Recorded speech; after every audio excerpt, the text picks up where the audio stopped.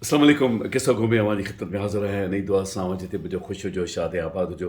करीम रब अव्हां खे दामे दर में कर में सुख ने सिर्फ़ु पंहिंजो मोहताज रखे। आमीन सुम्मा आमीन। अव्हां संदसि दर जा साहिल हुजो ऐं उन खां सवाइ कंहिंजे बि दर ते अव्हां जो दस्त दराज़ न हुजे। आमीन।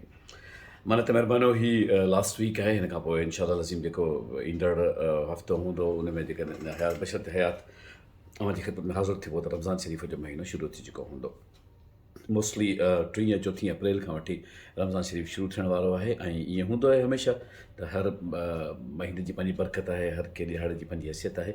ॻाल्हि मज़हबी कंहिं हुन रेफरेंस जी कान्हे, पर इन महीने में ख़ैर ख़ैरात जो पंहिंजो हिकिड़ो सिलसिलो हूंदो आहे। उन में कोशिशि कबी आहे त वधि खां वधि माण्हू कंहिंजी मदद करे।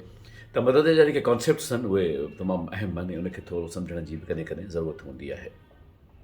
हिकिड़ो ख़ैर ख़ैरात असां कंदा आहियूं जॾहिं असां माली तौर ते का मदद कंदा आहियूं। मिसाल तौरु ज़कात निकिरंदी आहे या ॿिया जेके हीला वसीला इनकैशमेंट जा हूंदा आहिनि, उन सां मदद कई वेंदी आहे त भई पैसनि जी मदद कई वञे, कंहिं ख़ानदान जी, कंहिं फ़र्द जी, कंहिंखे थोरो का टेक मिली पए। ऐं इहो हुकुम बि आहे त मतिलबु प्रायोरिटीज़ आहिनि, पूरी तरतीब आहे त हितां खां शुरू कबो, हिननि खे ॾिबो, हिननि खे ॾिबो, हिननि खे ॾिबो। उहो पंहिंजी जाइ ते ख़ासि अहमियत रखे थो।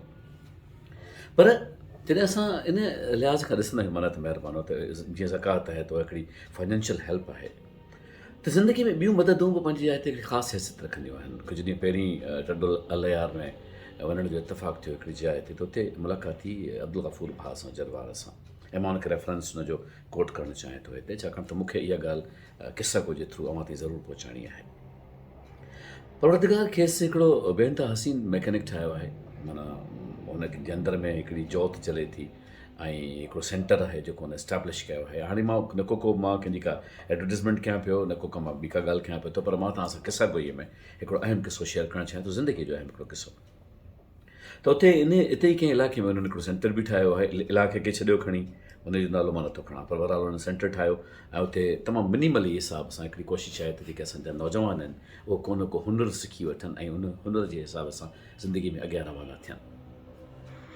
पर अफ़सोस हुनखे रुॻो इहो हुयो पंहिंजे अंदर में त अचनि था ऐं थोरा ॾींहं तरसी बैकआउट कनि था। माना तमामु घटि शागिर्द अहिड़ा आहिनि जेके उन सिलसिले खे कंटिन्यू करे सघनि।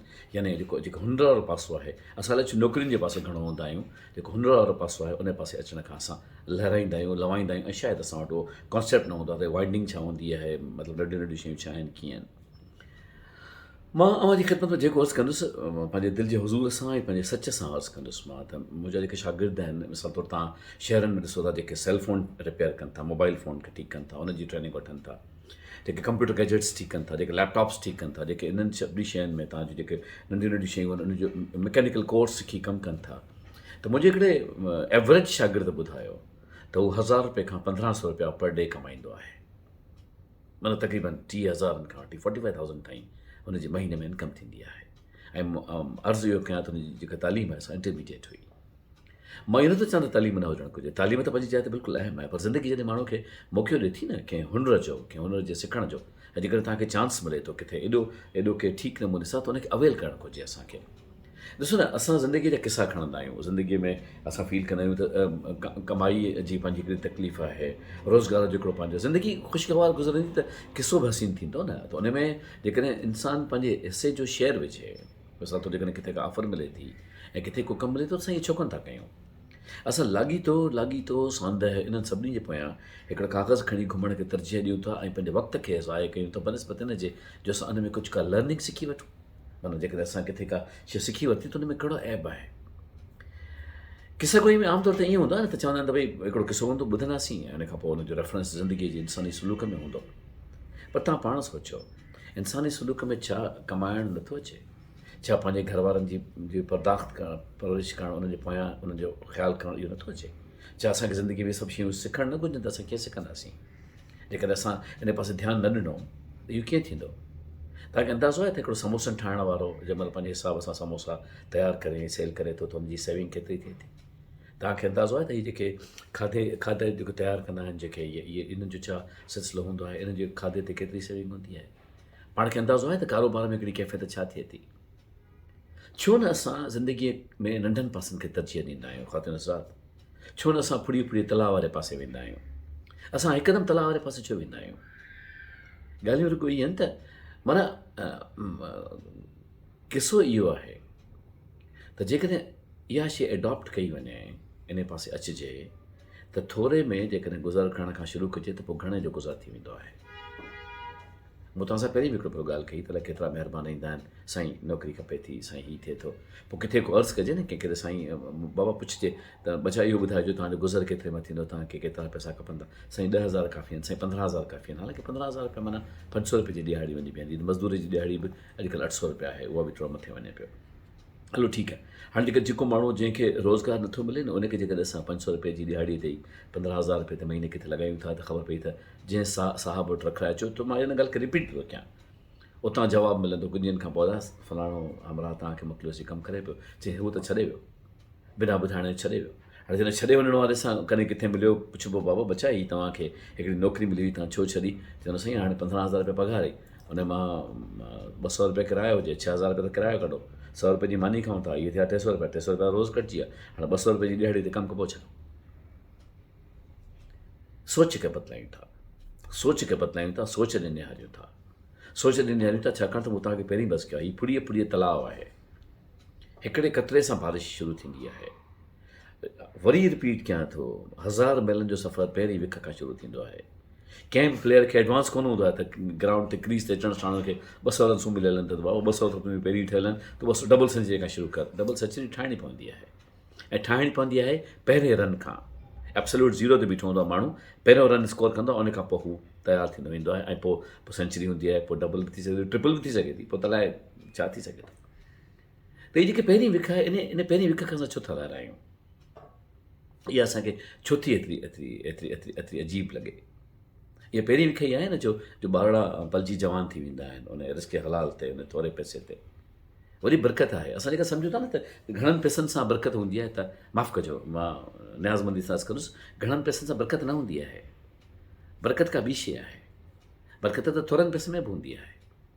मां महमूद मुग़ल ज़ाती तौर ते 5 ख़ानदाननि खे सुञाणा थो, 2 ॿारड़ा, घरवारी ऐं घरवारो, ऐं उन्हनि जी महीने जी टोटल इनकम 20,000 रुपया, 20,000 रुपयनि में हक़ हलाल जो घर हले थो।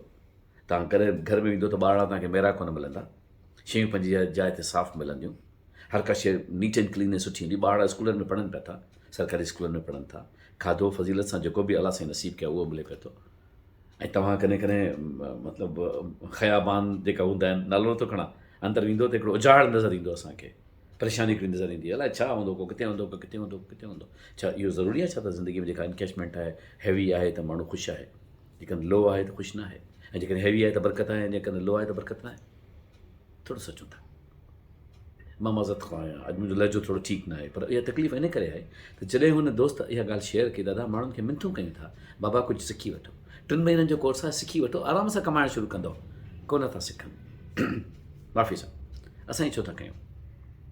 अॼु हिकिड़ो वॾो सुवालु आहे, इहो फुड़ीअ तलाउ असां छो कोन था ठाहियूं।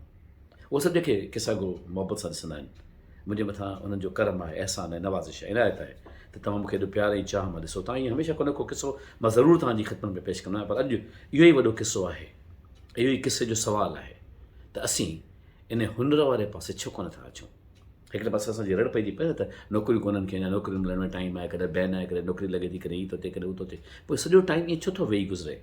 सुबुह खां शाम थी वञे थी, शाम खां राति थिए थी, राति खां सुबुह थिए थो, इहो सॼो ईअं वेस्ट छो थो थिए। जेकॾहिं असां 60-70 ॾींहं कढी हुन मां कंहिं शइ खे अडॉप्ट कयूं, ख़वातीन हज़रात, असां पंहिंजे ॿारनि खे सेखारियूं त तव्हां अडॉप्ट कयो, ऐं जेकॾहिं हुनजे हथ में को लर्निंग आहे, हुनुर हबीब हूंदो आहे।